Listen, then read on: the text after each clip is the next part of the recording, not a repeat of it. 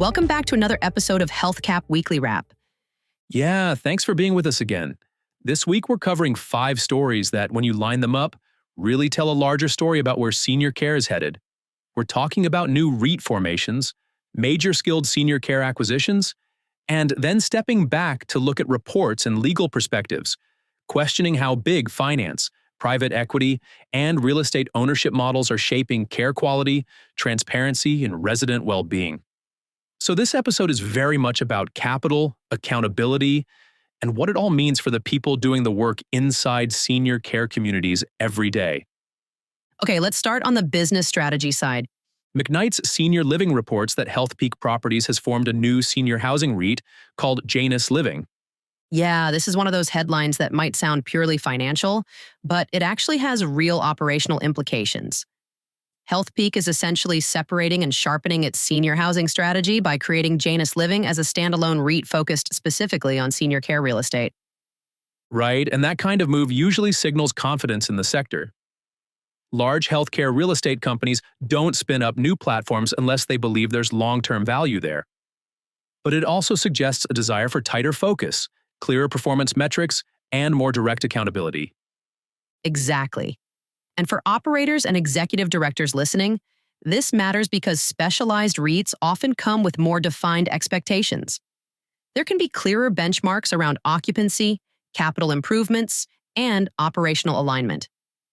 That can be a positive when there's strong partnership, but it also means leaders need to be fluent in both care delivery and financial conversations.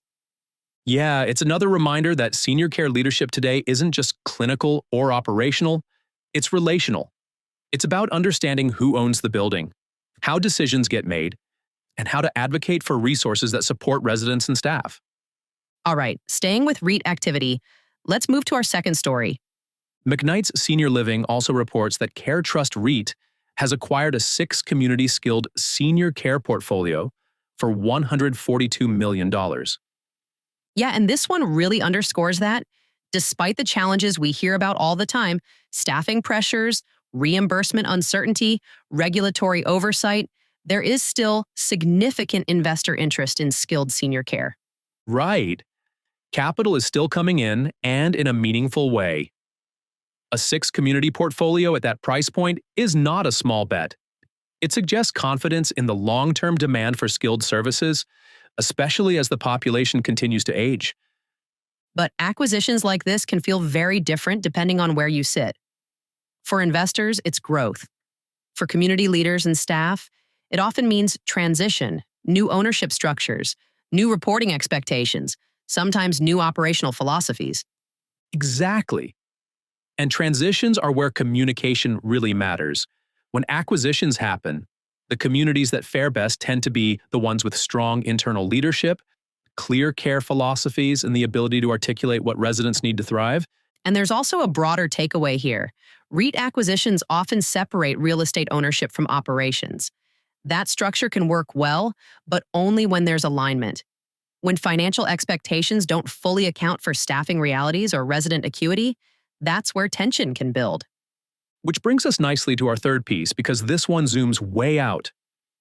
The Long-Term Care Community Coalition, via Nursing Home 411, released a report titled The Expanding Role of Big Finance in Long-Term Care, What It Says About Profitability and Resident Well-Being.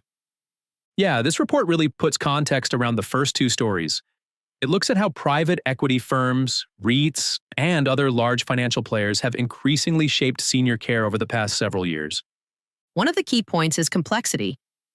Ownership structures have become layered, sometimes involving multiple entities that make it harder to see who ultimately controls decision-making.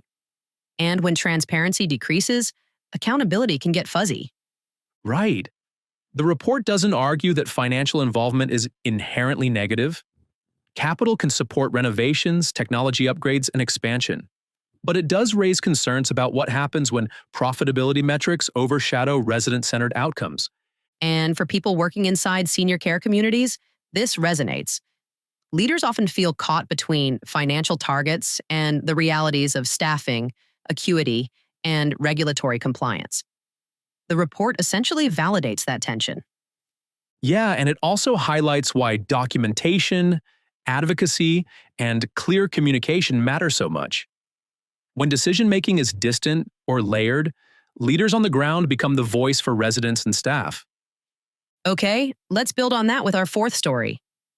McKnight's Senior Living covered an AARP report, finding that nursing home quality and transparency often decline following private equity acquisition. Yeah, this one adds data to the conversation. According to AARP's analysis, communities acquired by private equity frequently experience declines in certain quality measures, along with reduced transparency around operations and ownership. Transparency is such a big word here. Families want to know who's in charge. Staff want to understand priorities. Regulators want clarity. When that transparency erodes, trust erodes with it. And that's not just an abstract concern. Trust affects recruitment, retention, census, and reputation. Communities that struggle with transparency often feel it in morale and public perception. Right. And it's important to say not every private equity acquisition leads to poor outcomes. There are examples of responsible ownership, but this report suggests that the model itself can create incentives that need careful oversight. So for administrators and clinical leaders, this becomes about advocacy. How do you make the case for staffing investments? How do you ensure care standards stay front and center when financial timelines are aggressive? Exactly. Strong leadership teams don't just manage care, they translate care needs into language that ownership understands. Which leads us to our final and most pointed story of the week. McKnight's reports on an elder abuse attorney who argues that private equity and REIT ownership pressures are driving declines in skilled senior care quality. Yeah, this perspective really raises the stakes. From a legal standpoint, the attorney connects ownership-driven cost pressures to staffing shortages and ultimately increased risk for residents. When legal voices start speaking out like this, it's usually because they're seeing patterns in complaints, in cases, in outcomes, and that's something the industry needs to pay attention to. Absolutely.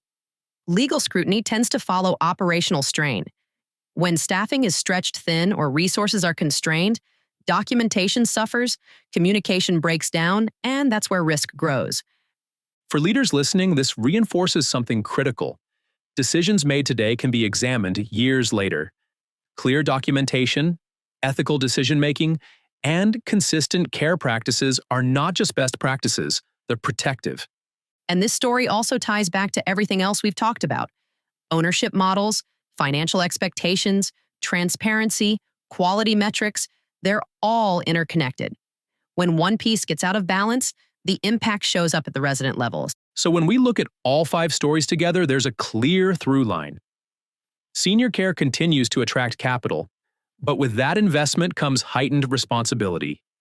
Responsibility to residents, to staff, and to the leaders tasked with bridging care and finance.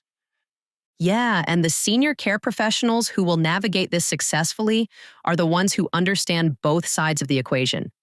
They know the numbers, but they also know the people. Exactly. These headlines aren't just news, they're signals. Signals about where scrutiny is increasing, where expectations are shifting, and where leadership matters most. And that's why conversations like this are so important. Because staying informed helps leaders anticipate change instead of reacting to it. That's going to wrap up this episode of HealthCap Weekly Wrap. Thanks so much for listening and for the work you do every day in senior care communities. And for more insights, perspective, and practical guidance on senior care risk and leadership, be sure to check out Angie's blog at healthcapusa.com/Angie's-blog. We'll catch you next time.